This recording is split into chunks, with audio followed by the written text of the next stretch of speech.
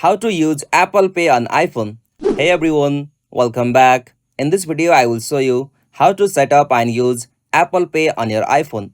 So let's get started. First, as you have to open Wallet app on your iPhone. After you open Wallet app, you'll get this type of interface. From here, at the top right, tap on plus icon. From here, tap on the option debit or credit card. And from here, tap on continue.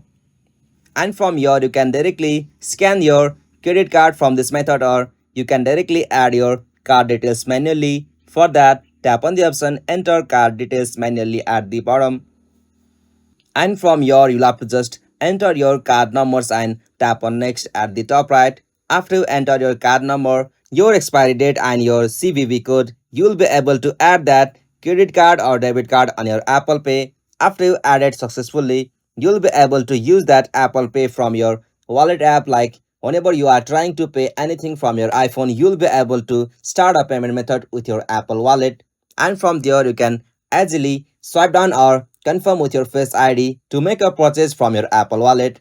If this helped you, follow for more iPhone tutorials and Apple support tricks. Thanks for watching. Have a nice day.